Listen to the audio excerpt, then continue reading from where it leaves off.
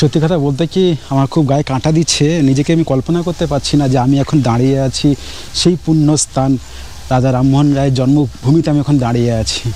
আপনারা হয়তো জেনে আশ্চর্য হবেন, এই যে পেছনের বাড়িটি দেখছেন, এই বাড়ির নকশা করেছিলেন কবিগুরু রবীন্দ্রনাথ ঠাকুর। থেকে ইংল্যান্ডের ব্রিস্টল থেকে কিন্তু মাটি নিয়ে এসে এখানে রাখা আছে, তার উপরে এই মন্দিরটি নির্মাণ হয়েছে। রাজা রামমোহন রায় বসতবাটি পর্যটন কেন্দ্রের সামনে পৌঁছে গেছি। এই হচ্ছে সেই জায়গা যেখানে রাজা রামমোহন রায়ের নিজের বৌদিকে সতী হতে দেখে উনি মানসিকভাবে খুবই ভেঙে পড়েন।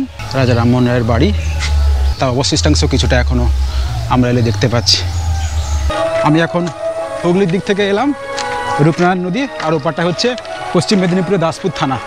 এখানে কুপন ব্যবস্থা হয়ে গেছে, একটা কুপন, আর এখানে আমি প্রসাদ হলে বসে গেছি। প্রচণ্ড ভিড়, এই সবে শুরু হলো, এইমাত্র ভোগ নিবেদন হলো।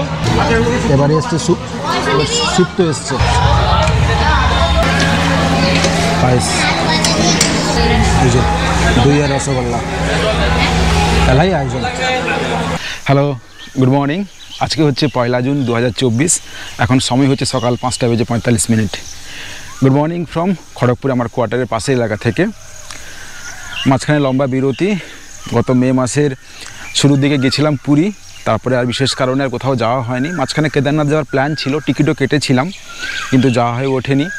মেয়ের স্কুলের একটু ভর্তি নিয়ে একটু সমস্যায় ছিলাম, তাছাড়া অনিতার মাঝে একটু শরীর খারাপ হয়ে গেছিলো, তাছাড়া আমার যিনি অফিসের সিনিয়র আছেন ওনারও হঠাৎ করে মেডিকেল লিভের প্রয়োজন হলো, সেই কারণে আর যাওয়া হয়ে ওঠেনি। ফাইনালি টিকিটটা ক্যান্সেল করলাম, নাহলে লাস্ট উইকে আমার কেদারনাথ যাওয়ার প্ল্যান ছিল আর কি। তো ভাবছিলাম কাছে পিঠে কোথাও যাবো, অনেকদিন ধরে যাওয়া হয়নি। তাছাড়া এই মে মাসে যা তীব্র গরম চলছিল, সেই কারণে যাওয়ারও সুযোগ হয়ে ওঠেনি। তো ফাইনালি আজকে আমার প্ল্যান আছে, আমি আজকে যাব রাজা রামমোহন রায়ের জন্মস্থান হুগলি জেলার খানাকুল থানার রাধানগর গ্রামে।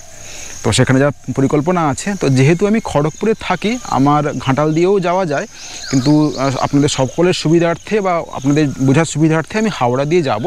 ফেরার সময় আমি ঘাটাল দিয়ে ফেরার একটা পরিকল্পনা আছে। তো এই হচ্ছে মোটামুটি প্ল্যান, আর হাতে বেশি সময় নেই। এখন রুমে যাব, রুম থেকে ব্যাগ নেব, ব্যাগ নিয়ে তারপরে খড়গপুর স্টেশনে গিয়ে ট্রেন ধরবো। তো আপনাদের সঙ্গে আমার একেবারে দেখা হচ্ছে খড়গপুর স্টেশন পৌঁছে। এখন সময় 6:47, পৌঁছে গেছি খড়গপুর স্টেশনে। আর আমি এখান থেকে ধরবো মেদিনীপুর হাওড়া জ্ঞানপীঠ লোকাল। ট্রেনটির শিডিউল ডিপার্চার আছে 6:50।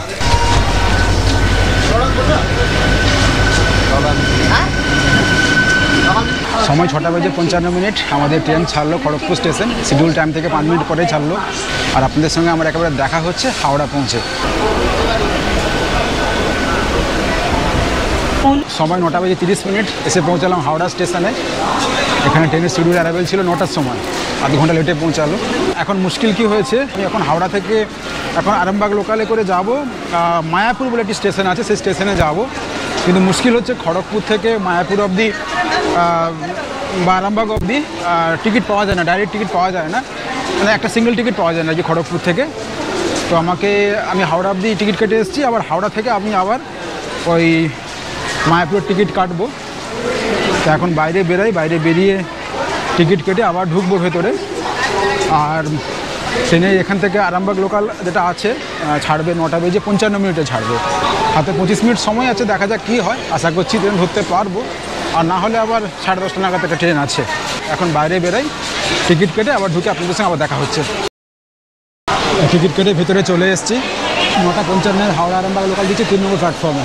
এই যে 3 নম্বর প্ল্যাটফর্মে দিয়েছে। আর আমার হাওড়া থেকে মায়াপুর অবধি ভাড়া পড়লো 20 টাকা, আর ডিস্টেন্স হচ্ছে 73 কিলোমিটার। মোটামুটি তো পুরো ফাঁকা বলতে গেলে ট্রেন, তো এত ভিড় নেই। সাইডে জানলার পাশে জায়গা পেয়ে গেছি বসে, একেবারে পুরো ফাঁকা বলতে গেলে ট্রেনটা দেখেছেন, পুরো ফাঁকা বলতে গেলে, লোকজন সেইভাবে কেউ নেই আজকে। সময় 9:57, শিডিউল টাইম থেকে 2 মিনিট পরে ছাড়লো হাওড়া আরামবাগ লোকাল। আর এই হাওড়া আরামবাগ লোকালে আমি আগে কোনদিন যাইনি, এই প্রথম আমার জার্নি। এর আগে কোনদিন যাওয়ার সুযোগ হয়নি, প্রথম যাচ্ছি।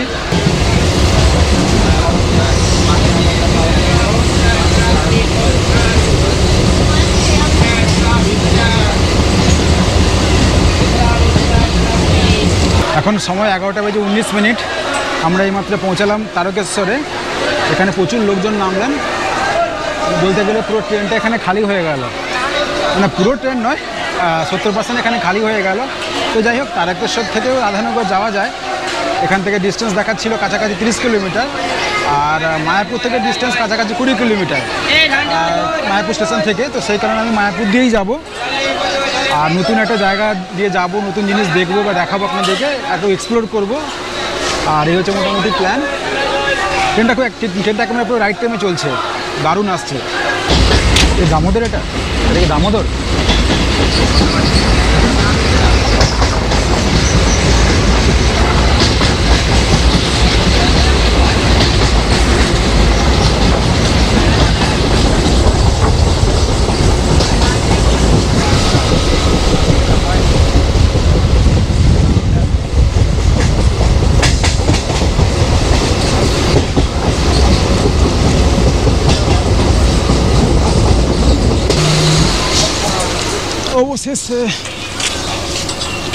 অবশেষে এসে পৌঁছালাম মায়াপুরে। এই হচ্ছে মায়াপুর স্টেশন। আর এখন সময় হচ্ছে 11:45। সময় লাগলো 1 ঘন্টা 50 মিনিট হাওড়া থেকে। আর তারকেশ্বরের পর থেকে পুরো একেবারে প্রকৃতির রূপ একেবারে পুরো চেঞ্জ হয়ে গেল। মাঠ ভর্তি দেখলাম, পাট চাষ হয়েছে, বাদাম চাষ হয়েছে, একেবারে পুরো সবুজে সবুজ। যদি বৃষ্টি হয়েছে কিছুদিন আগে, মাঠ একেবারে সবুজে সবুজ, দারুণ লাগছে। তো যাই হোক, আমি তো প্রথম এলাম, এবার খোঁজ করে করে যেতে হবে। এই ওভারব্রিজের উপর থেকে খালি চারদিকের ভিউটা দেখুন, দারুণ, একেবারে দারুণ। দেখেছেন, দারুণ লাগছে একেবারে চারদিকটায়। ও মাই গড, অসাধারণ। এই মায়াপুর স্টেশনটা হচ্ছে তারকেশ্বরের পরে 3 নম্বর স্টেশন, আর ঠিক এর পরেই হচ্ছে আরামবাগ। আরামবাগের আগের স্টেশন হচ্ছে মায়াপুর। স্টেশনের বাইরে বেরিয়েছি, এখানে সমস্ত গাড়ি দাঁড়িয়ে আছে। জিজ্ঞেস করি,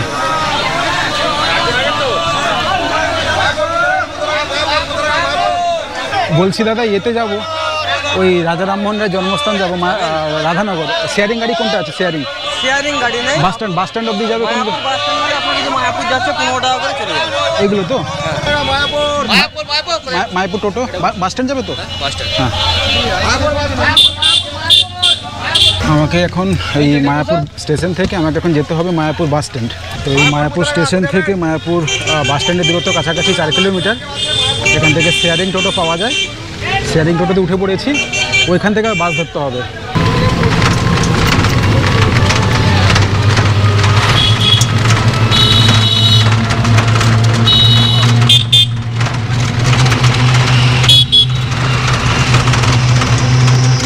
মায়াপুর পৌঁছে গেছি, এখান থেকে গড়ের ঘাট আমি বাসে উঠছি, এই বাসে করে যাব রাধানগর। এখন সময় 12:30। আমি এসে পৌঁছালাম রামনগর বলে একটি বাস স্ট্যান্ডে এসে পৌঁছালাম। এখান থেকে আমাকে টোটো করে যেতে হবে রাধানগর, মানে রাজা রামমোহন রায়ের জন্মস্থান আর কি। এখানে টোটো স্ট্যান্ড আছে, এটা এই যে দেখুন, এখানে অলরেডি এই যে রামনগর মোড়ে এখানে দেখুন, এখানে রাজা রামমোহনের স্ট্যাচু আছে। এখানে দেখতে পেয়েছেন, স্ট্যাচু আছে সামনে। এখানে টোটোগুলো আছে, জিজ্ঞেস করি যাবে কি না।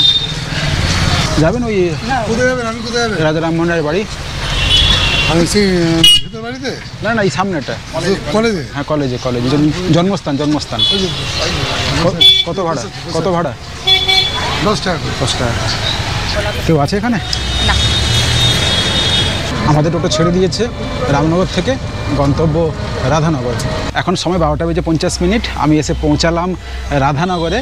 আমি এখন অ্যাকচুয়ালি দাঁড়িয়ে আছি এই মুহূর্তে বলতে গেলে রামমোহন কলেজের সামনে দাঁড়িয়ে আছি। এই কলেজের পেছন দিকেই হচ্ছে রাজা রামমোহনের জন্মস্থান। তো তার আগে একটি কলেজের বিপরীতে এখানে শ্রী শ্রী গোপীনাথজি মন্দির আছে। ভাবছি ওখান থেকে একটু ঘুরে আসি, ঘুরে এসে তারপরে রাজা রামমোহনের জন্মস্থানে যাব।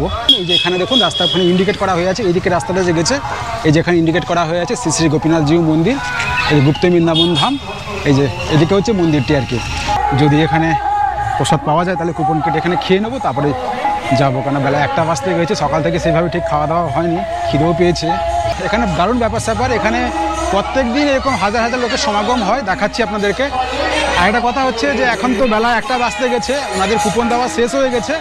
আমি তাও কমিটির লোকজনকে বলেছি, ওনারা বলেছেন যে একটু দাঁড়ান, আমরা দেখছি যদি ব্যবস্থা করা যায় একজনে। আমি তো একা আছি।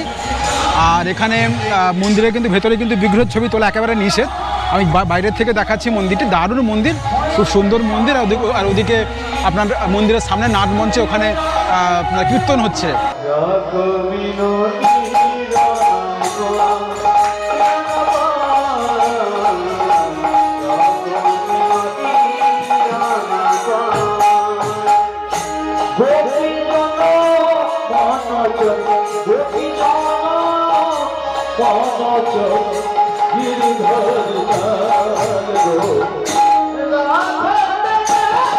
এখানে কুপন ব্যবস্থা হয়ে গেছে, একটা কুপন।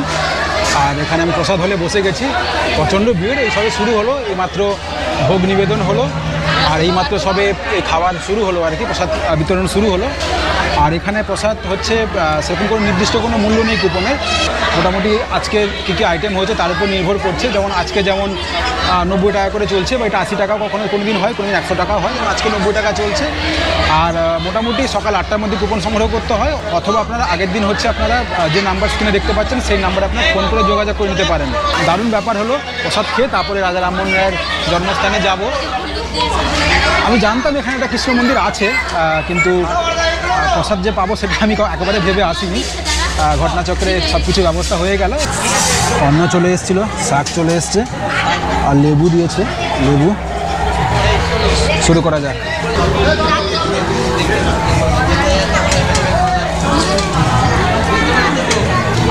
এবারে এসছে স্যুপ, স্যুপ তো এসছে। এবারে আসছে ডাল, এবারে হলো আলু পটল। আমি শাকটা একটু চেয়ে নিলাম। ভাজা আসছে, ভাজাটা দেখলাম লাস্টের দিকে আসছে, কেন বুঝতে পারলাম না।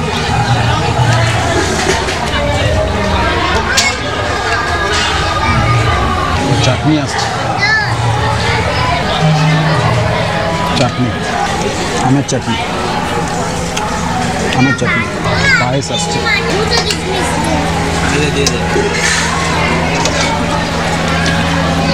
পায়েস।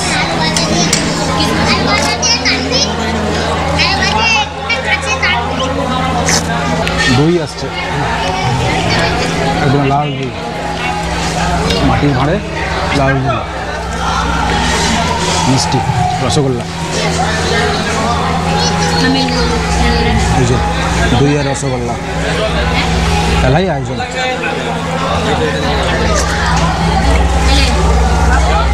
খাওয়া দাওয়া শেষ হয়ে গেলে নিজের পাতা নিজেকে নিয়ে যেতে হবে, বাইরে ফেলতে হবে। এখন সময় 1:55। আমার প্রসাদ গ্রহণ হয়ে গেছে, আমি আবার মেন রাস্তায় চলে এসেছি। এবার হচ্ছে মূল যে যার জন্য এত দূর আসা, রাজা রামমোহন রায়ের জন্মস্থান, সেখানে যাব। আরেকটি কথা হচ্ছে, আমি তো আজকে ধরুন হাওড়া থেকে আরামবাগ লোকাল ধরে মায়াপুর নামলাম, সেখান থেকে টোটো করে এলাম মায়াপুর, মায়াপুর থেকে এলাম আবার রামনগর, রামনগর থেকে টোটো করে এখানে এলাম।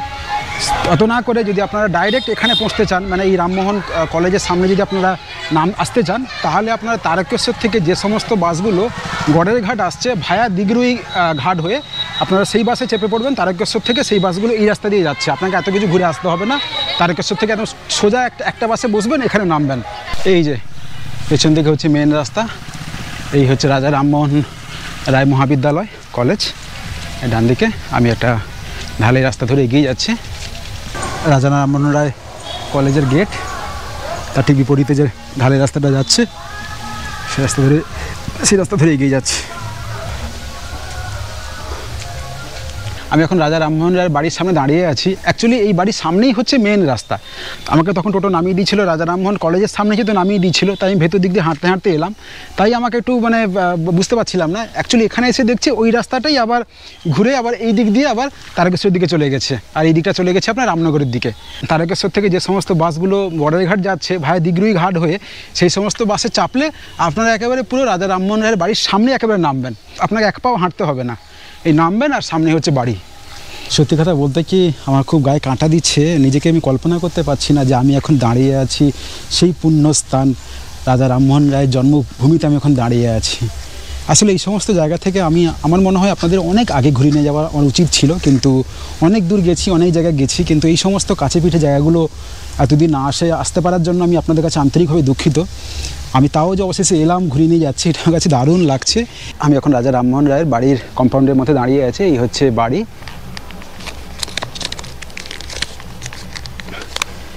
আর এই হচ্ছে সেই পবিত্র স্থান যেখানে রাজা রামমোহন রায় ভূমিষ্ঠ হয়েছিলেন 1772 সালের 22শে মে। এই হচ্ছে সেই পবিত্র স্থান যেখানে রাজা রামমোহন রায় ভূমিষ্ঠ হয়েছিলেন। ভাবা যায় আমি এখন সেখানে দাঁড়িয়ে আছি। আমি এখন যেখানে দাঁড়িয়ে আছি এটা হচ্ছে রাজা রামমোহনের জন্মস্থান এবং সেই সঙ্গে সঙ্গে ওনাদের পারিবারিক প্রাচীন বাড়ি এখানে ছিল। তো বাড়িটা ধ্বংস হয়ে যাওয়ার পরে এই বাড়িটা নতুনভাবে নির্মাণ হয়েছে। এই বাড়িটাকে বলা হয় রাজা রামমোহন রায় স্মৃতি মন্দির। আপনারা হয়তো জেনে আশ্চর্য হবেন, এই যে পেছনের বাড়িটি দেখছেন এই বাড়ির নকশা করেছিলেন কবিগুরু রবীন্দ্রনাথ ঠাকুর।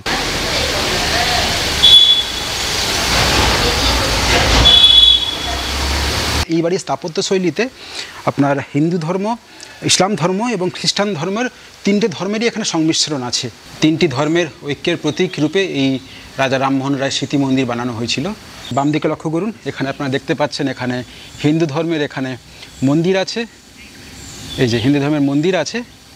আর আবার দেখুন এই যে ভেতরটা দেখুন, এটা যেন মনে হবে আপনি কোনো একটি মসজিদের ভেতরে গেলে আমরা যেভাবে দেখতে পাই ঠিক সেই স্থাপত্য শৈলীতে এটা বানানো হয়েছে। ভেতরটা দেখেছেন, আমরা মসজিদের ভেতরে গেলে আমরা যেমন স্থাপত্য শৈলী দেখতে পাই সেটা এখানে ফুটিয়ে তোলা হয়েছে। এর পেছন দিকটায় এই জায়গাটা আপনার একটা গির্জা বানানোর পরিকল্পনা ছিল এই যে এই দিকটায়, কিন্তু পরবর্তী সময়ে অর্থের অভাবের জন্য সেই গির্জা বানানোটা স্থগিত হয়ে যায় বা বানানো হয়ে ওঠেনি, নাহলে এই জায়গাটা গির্জা হতো বা গির্জা বানানোর পরিকল্পনা ছিল এই জায়গাটায়।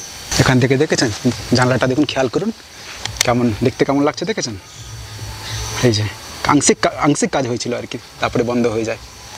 দারুণ লাগছে, কবিগুরু রবীন্দ্রনাথ ঠাকুরের পরিকল্পিত একটি জায়গায় আসতে পারলাম। সেই সঙ্গে সঙ্গে রাজা রামমোহন রায়ের স্মৃতিধন্য ওনার জন্মভূমি, ওনার পুণ্যভূমি, ওনার জন্মস্থান আসতে পারলাম। কতটা যে দারুণ লাগছে সে আপনাদের ভাষায় বোঝাতে পারবো না।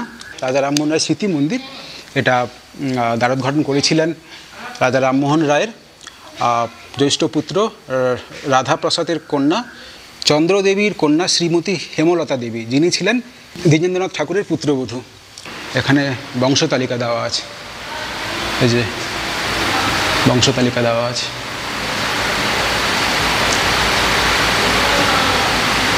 যেখানে আমি দাঁড়িয়ে আছি এটা হচ্ছে রাজা রামমোহন রায়ের জন্মস্থান, কিন্তু ওনার বাসস্থান মানে পরবর্তী সময়ে উনি যে বাসস্থান উনি নির্মাণ করেছিলেন সেটা আবার এখান থেকে 1.5 কিলোমিটার দূরে আমবাগান বলে একটি জায়গা, সেখানে আমি যাওয়ার পরিকল্পনা আছে। রাজা রামমোহন রায়ের বসতবাটি যাওয়ার আগে আমি আপনাদেরকে আরেকটা জিনিস দেখিয়ে দিই। এইখানে রাজা রামমোহন স্মৃতি মন্দিরের বিপরীতে এই যে দেখছেন এই গেটের মধ্যে এখানে একটি মন্দির আছে, ওটা ওনার সমাধি মন্দির। সমাধি মন্দির বলতে আপনারা তো অনেকেই জানেন যে রাজা রামমোহন রায়ের জীবনাবসান হয়েছিল ইংল্যান্ডের ব্রিস্টলে। তো ব্রিস্টলে ওনার একটি সমাধি আছে বা সমাধি মন্দির আছে। তো সেই ব্রিস্টলের যে সমাধি মন্দির, সেই মন্দিরের আদলে এখানে একটি মন্দির বানানো হয়েছে। এবং সবথেকে বড় কথা হচ্ছে এই মন্দিরে কিন্তু বানানোর সময় কিন্তু ব্রিস্টল থেকে, ইংল্যান্ডের ব্রিস্টল থেকে কিন্তু মাটি নিয়ে এসে এখানে রাখা আছে, তার উপরে এই মন্দিরটি নির্মাণ হয়েছে। সম্পূর্ণভাবে ব্রিস্টলে যে রাজা রামমোহন রায়ের সমাধি মন্দির ঠিক সে একই রকম আদলে এই মন্দিরটি গড়ে তোলা হয়েছে। এই যে এটা 22শে মে 2013-তে এটির উদ্বোধন হয়। যদি আপনাদের সাহায্য সহযোগিতা ভালোবাসা এরকম পেতে থাকি তাহলে আমি আপনাদেরকে এই ব্রিস্টলের রেপ্লিকা নয়, একেবারে সরাসরি আপনাদেরকে ব্রিস্টল থেকে ঘুরিয়ে নিয়ে আসবো, ইংল্যান্ডের ব্রিস্টল থেকে। কথা দিচ্ছি যদি আপনাদের সহযোগিতা ভালোবাসা আমার সঙ্গে থাকে। চলুন এবারে যাওয়া যাক রাজা রামমোহন রায়ের বসতবাটিতে যাওয়া যাক, আমবাগানে। আবার হাঁটতে হাঁটতে পৌঁছে গেছি রাধানগর বাজারে পৌঁছে গেছি, বা রামমোহন কলেজের সামনে পৌঁছে গেছি। তো ফাইনালি টোটো পেলাম, যাচ্ছি আমবাগান। তো একটু ভাড়াটা বেশি হচ্ছে, একা আছি, ওনারা ফাঁকা ফিরবেন, 40 টাকা নেবেন আর কি আমার থেকে। বেশি রাস্তা না, এখান থেকে 1.5 কিলোমিটার রাস্তা। আর দুপুরবেলা আমার হাঁটতে ইচ্ছে করছে না এই রোদে। এখন সময় বিকেল 3:10। আমি পৌঁছে গেছি রাজা রামমোহন রায় বসতবাটি পর্যটন কেন্দ্রের সামনে পৌঁছে গেছি। এই হচ্ছে গেট, আর এই হচ্ছে বাম দিকে হচ্ছে টিকিট কাউন্টার। এই টিকিট কাউন্টার, আর এখানে প্রবেশ মূল্য হচ্ছে জনপ্রতি 15 টাকা, আর ছোটো বাচ্চাদের হচ্ছে 5 টাকা। আর সময় হচ্ছে সকাল 8টা থেকে বিকেল 4টে অবধি।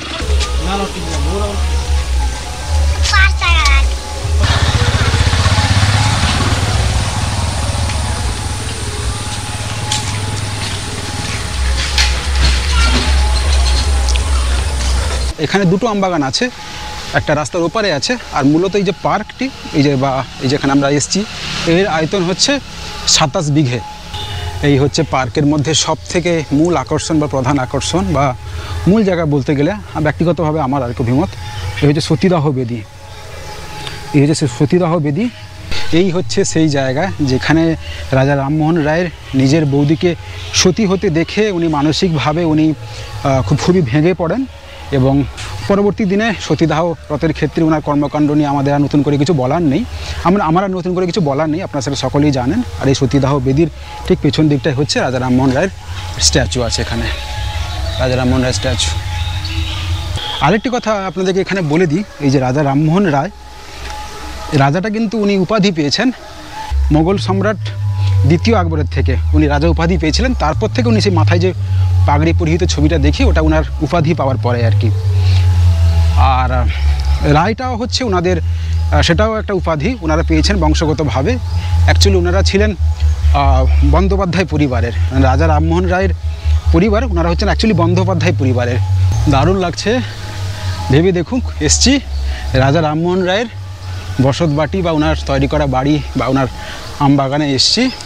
এই যে সামনে সেই জায়গাটা, এই যে ওনার তৈরি করা বাড়ির কিছুটা অংশ এখনও অবশিষ্টাংশ আমরা এলে দেখতে পাই। ওনার কলকাতায় বাড়ি ছিল, এখানেও বাড়ি করেছিলেন। এই যে রাজা রামমোহন রায়ের বাড়ি দেখেছেন, রাজা রামমোহন রায়ের বাড়ি, তার অবশিষ্টাংশ কিছুটা এখনও আমরা এলে দেখতে পাচ্ছি। 1817 সালে রাজা রামমোহন রায় এই বাড়ি বানিয়েছিলেন, এই যে এই বাড়ি এবং এই আম্রকুঞ্জ। উনি এখানে এসে মাঝে মাঝে থাকতেন, মূলত এখানে ওনার স্ত্রী উমা দেবী এখানে থাকতেন। আর এই বাড়িটি ছিল ইটের তৈরি। এখন এই বাড়িতে এলে আমরা এখন দেখুন উপরে ছাদটা সম্পূর্ণভাবে ভেঙে গেছে, এই যে খিলানযুক্ত তার কয়েকটি দেওয়াল এখন অবশিষ্টাংশ আছে যেগুলো আমরা এলে দেখতে পাচ্ছি, দেখেছেন, আমরা এলে দেখতে পাচ্ছি অবশিষ্টাংশ।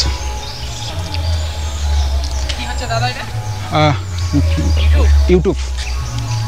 এই যে এখনও অবশিষ্টাংশ কিছুটা আছে। এই হচ্ছে ওনার বাড়ি। এই যে আশা করি আগামী দিনে এটা থাকুক, মানুষজন এসে দেখুক, ইতিহাসটা আমাদের সামনে আমাদের পরবর্তী প্রজন্ম এলেও দেখুক রাজা রামমোহনের বাড়ি, সেই কামনা সবার কাছে থাকবে। সরকার থেকে আগামী দিনে এটাকে আরও সংরক্ষিত করার জন্য উপরে একটা কোনো শেডের ব্যবস্থা করবে, সেই আশা রাখি, যাতে আগামী দিনে আমাদের পরবর্তী প্রজন্ম এলেও দেখতে পায়। এই বাগানের মধ্যে আরেকটি কথা হচ্ছে যে এখানে ওনার একটা পুকুর আছে, চলুন দেখাচ্ছি। পাকাঘাটের অবশিষ্টাংশ এখনও বর্তমান, এই যে দেখেছেন, সেই তখনকার দিনে সেই সরু সরু ইটের তৈরি পাকার ঘাট, এই যে অবশিষ্টাংশ এখনও বর্তমান। বলা হয়ে থাকে যে রাজা রামমোহন রায় এই পুকুরে উনি স্নান করতেন। দারুণ জায়গা, দারুণ জায়গা, ভাবা যায় কোথায় এসছি আমি, কোথায় এসছি, দারুণ জায়গা। ও মাই গড, দারুণ জায়গা বেশ। মোটামুটি যদি আপনি ইতিহাসকে ভালোবাসেন, যদি আপনি একটু অন্য ধরনের ঘুরতে ভালোবাসেন, দারুণ জায়গা, দারুণ বেশ নিরিবিলি জায়গা। এখন সবে বৃষ্টিকালের শুরুতে পুরো সবুজে সবুজ, চারদিকে সমারোহ, দেখেছেন, দারুণ জায়গা, আমবাগানে ভর্তি। এই যে দারুণ জায়গা বেশ। এখানে আসতে গেলে অনেকটা পরিশ্রম করে আপনাকে আসতে হবে। যদি আপনার ইতিহাসের প্রতি ভালোবাসা থাকে, যদি আপনি নতুন কিছু দেখতে চান, তাহলে সময় সুযোগ করে চলে আসবেন, দারুণ জায়গা। আমি এখন রামমোহন রায় বসতবাটি পার্ক থেকে ঘুরে আমি এখন কৃষ্ণনগরে পৌঁছে গেছি। অ্যাকচুয়ালি কৃষ্ণনগর রাধানগর পাশাপাশি, হয়তো আপনার কনফিউশন হবে। এই রাস্তার ওপারটা হচ্ছে রাধানগর, এপারটা হচ্ছে কৃষ্ণনগর। আপনি রাধানগর কৃষ্ণনগর বলতে পারেন, যেটা খুশি বলতে পারেন। পৌঁছে গেছি। তো এখান থেকে হচ্ছে আমি এখন রামনগর যাব, রামনগর থেকে গড়াইঘাট, সেখান থেকে রানীচক, দেখি কি পাওয়া যায়। বাস পেয়ে গেছি, বাসে করে রামনগর চলে যাব। এখন সময় 3:50। আমি পৌঁছে গেছি রামনগরে। এখান থেকে হচ্ছে আমি গড়াইঘাটগামী বাস ধরবো। যে বাসে এলাম সেটা গড়াইঘাট যায় না, সেটা যাবে পানশিউলি। আমার গড়াইঘাট যাওয়ার আমার বাস চলে এসছে, এই বাসে যাব গড়াইঘাট। এখন সময় 4:15। পৌঁছে গেছি গড়াইঘাট বাস স্ট্যান্ডে। রামনগর থেকে এই গড়াইঘাট অবধি বাসে ভাড়া পড়লো 18 টাকা। আর রামনগর থেকে এই গড়াইঘাট বাস স্ট্যান্ড অবধি দূরত্ব হচ্ছে 10 কিলোমিটার। অ্যাকচুয়ালি আগে আমি বহুদিন আগে, 15-17 বছর আগে একবার এখানে এসেছিলাম, 2008-9 সালের দিকে। তখন গড়াইঘাট একেবারে খেয়াঘাট অবধি বাস চলতো। তো এখন দেখছি বাসটা অনেকটা 1 কিলোমিটার দূরে থেকে যায় ওই খেয়াঘাট থেকে। তো এখন টোটো এখানে থাকে কিন্তু লাইনের টোটো নেই, যাবে মনে হচ্ছে, জিজ্ঞেস করি। হ্যাঁ আছে একটা টোটো পেয়ে গেছি, টোটোতে বসে পড়েছি। আর গড়াইঘাট বাস স্ট্যান্ড থেকে গড়াইঘাট খেয়াঘাট অবধি টোটোতে ভাড়া হচ্ছে 10 টাকা। গড়াইঘাটে পৌঁছে গেছি, এখন হচ্ছে রূপনারায়ণ নদী পেরোচ্ছি। এই হচ্ছে রূপনারায়ণ নদী। আমি এখন হুগলির দিক থেকে এলাম, রূপনারায়ণ নদী, আর ওপারটা হচ্ছে পশ্চিম মেদিনীপুরের দাসপুর থানা। এটা হচ্ছে খড়গপুর যাওয়ার আমার মনে হলো সব থেকে শর্টেস্ট রুট, কিন্তু এতে অনেক ব্রেক জার্নি হবে আর কি। মানে এখনও অবধি অলরেডি আমার 3টে মোড়ে ট্রাভেল হয়ে গেল। একটা হচ্ছে প্রথমে অলরেডি আমি প্রথমে আমি রাধানগর থেকে রামনগর এলাম, রামনগর থেকে গড়াইঘাট বাস স্ট্যান্ড, গড়াইঘাট বাস স্ট্যান্ড থেকে খেয়াঘাট, আবার এখান থেকে আমাকে টোটো করে যেতে হবে রানীচক, রানীচক থেকে টেকার বা অটো করে ঘাটাল, ঘাটাল থেকে পাঁশকুড়া অবধি বাস, আর পাঁশকুড়া থেকে খড়গপুর হচ্ছে ট্রেনে করে। অনেকগুলো ব্রেক জার্নি হবে, কিন্তু শর্টেস্ট রুট, আর নতুন রাস্তা দিয়ে আসার সুযোগ হয়ে গেল। চেনা রাস্তা দিয়ে তো রোজই যাচ্ছি, এই আর কি। দারুণ জায়গা, বেশ দারুণ জায়গা, বেশ দেখেছেন, দারুণ জায়গা। আগে বহু বছর আগে এসেছিলাম এখানে, তখন বোট চলতো, বোটে করে পেরোনো হতো। তো এখন চলে এসেছি পশ্চিম মেদিনীপুরের দিকে। এখন যে জায়গাটা দাঁড়িয়ে আছি এই জায়গাটার নাম হচ্ছে যোতকানুরামগড়। আর এই যে বাসের সাঁকোতে পেরালাম, আমার হচ্ছে ভাড়া পড়লো 3 টাকা। আর এখন যাব টোটো করে রানীচক অবধি, ভাড়া হচ্ছে 10 টাকা। এখান থেকে রানীচকের দূরত্ব হচ্ছে 1.5 কিলোমিটার। পৌঁছে গেছি রানীচকে। রানীচক থেকে আমাকে ঘাটালগামী কিছু একটা ধরতে হবে। এখানে অটো আছে, টেকার আছে। দাদা লাইনে কে আছে? ঘাটাল, ঘাটাল অটো আছে, অটোতে যাবো ঘাটাল। এখন সময় 5:25। এইমাত্র পৌঁছালাম ঘাটালে। এই হচ্ছে ঘাটাল পাঁশকুড়া বাস স্ট্যান্ড, আর এই হচ্ছে ঘাটালের আইকনিক ক্লক টাওয়ার। আর এবার আমি এখান থেকে যাবো পাঁশকুড়া। আর আমার রানীচক থেকে আমার এই অবধি ভাড়া পড়লো, কথা বলতে বলতে বাস পেয়ে গেছি, বাসে উঠে পড়েছি। আর আমার রানীচক থেকে আমার ঘাটাল অবধি আমার অটোতে ভাড়া পড়লো 30 টাকা। আর রানীচক থেকে ঘাটালের দূরত্ব হচ্ছে 12 কিলোমিটার। আর এখন ঘাটাল থেকে পাঁশকুড়া বাস পেয়ে গেছি। আপনার সঙ্গে একেবারে আমার দেখা হচ্ছে পাঁশকুড়া পৌঁছে। এখন সময় সন্ধ্যে 6:30। পৌঁছে গেছি পাঁশকুড়াতে। আর ঘাটাল থেকে পাঁশকুড়ার দূরত্ব হচ্ছে 33 কিলোমিটার। আর আমার ভাড়া পড়লো 40 টাকা। আজকে সকালবেলা গিয়েছিলাম হাওড়া হয়ে, আর ফিরলাম এক নতুন রাস্তা দিয়ে। আপনাদের দেখে নিয়ে এলাম। আপনাদের যেদিক দিয়ে সুবিধা হবে আপনারা সেদিক দিয়ে যাবেন। আমার খড়গপুর থেকে ভায়া হাওড়া হয়ে যাওয়ার পথে খরচা হয়েছিল 95 টাকা। আর আমি এই দিক দিয়ে এলাম, যেহেতু অনেক ব্রেক জার্নি করতে হলো। আমার একেবারে রাধানগর থেকে খড়গপুর অবধি আমার খরচা হলো 130 টাকা। আমার বহুদিনের ইচ্ছে ছিল যে রাজা রামমোহনের জন্মস্থানে যাব, সেই জায়গা থেকে আপনাকে ঘুরিয়ে নিয়ে আসবো। ফাইনালি সময় বের করে যেতে পারলাম, খুব ভালো লাগছে। তাছাড়া মাঝখানে অনেক দিন গ্যাপ হয়ে গেছে, অনেক ভিডিও দেওয়া হয়নি। অনেক আপনারা কমেন্ট করে বলছেন দাদা ভিডিও দিচ্ছেন না কেন। আসলে বুঝতেই পারছেন, কিছু পারিপার্শ্বিক কিছু কারণে মাঝখানে একটু ব্যস্ত ছিলাম, তাই ভিডিও দেওয়া সম্ভব হয়নি। তো মোটামুটি এবার যদি সব কিছু ঠিকঠাক থাকে, সপ্তাহে মিনিমাম একটা করে ভিডিও আমি আপলোড করতে থাকবো, যেমন আমার অ্যাজ ইউজুয়াল যেমন চলতো। ঠিক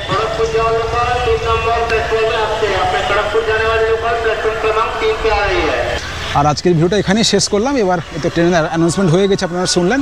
ট্রেন আসছে, এবার ট্রেন ধরে বেরিয়ে যাবে খড়গপুর। আর ভিডিওটা এখানেই শেষ করলাম। আপনাদের এই ভিডিওটা কেমন লাগলো আপনারা কিন্তু কমেন্ট করে জানাবেন। সেই সঙ্গে সঙ্গে আপনাদের মহামূল্যবান সময় থেকে কিছুটা সময় দিয়ে এই ভিডিওটা দেখার জন্য আপনাদের অশেষ ধন্যবাদ।